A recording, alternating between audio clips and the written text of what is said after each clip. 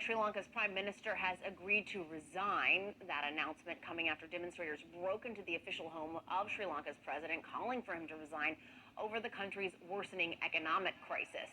Officials say more than 100,000 protesters surrounded that building with video showing people breaking through police barriers and, as you see there, swimming in the residence pool.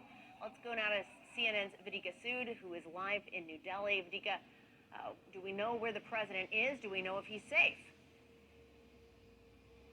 Jessica, we don't know where the president of Sri Lanka is at the moment. That is news that the officials are not ready to give out at this point in time. But what we do know, Jessica, is that he wasn't at the presidential palace when more than 100,000 of these protesters who had converged outside the presidential palace and the secretariat stormed into his residence. You've seen those visuals. These are unprecedented protests we're seeing. People from all over Sri Lanka converged Saturday morning, and they have been protesting against the president of Sri Lanka, Gotabaya Rajapaksa. They want him out. They blame him and his family for the economic mismanagement of the country, because of which there is a massive crunch when it comes to foreign exchange reserves. There's a massive crunch when it comes to fuel. There's a massive crunch when it comes to food and power. There are power cuts which go on for about 5 hours a day. There have been these serpentine lines of people standing just for a few liters of fuel that hasn't been coming their way, because that is now limited just for essential services. We do know over a dozen people have died over the last few months waiting in those lines for fuel.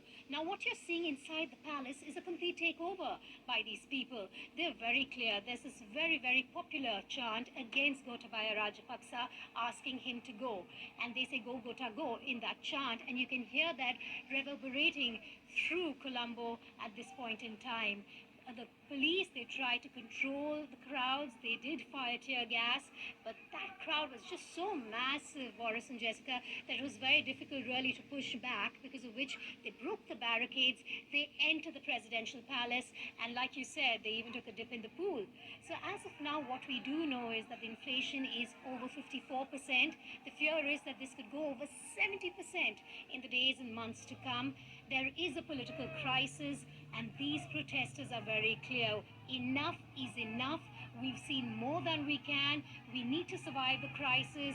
You're just pinning us down economically, and we won't have this anymore. And yes, Sri Lanka is in talks with the International Monetary Fund, but first they really need to get a debt restructuring program in order to get a bailout package from the IMF. But this political uncertainty, even with the Prime Minister offering to resign, is going to be making it even more difficult for the IMF really to cough up a bailout package for Sri Lanka.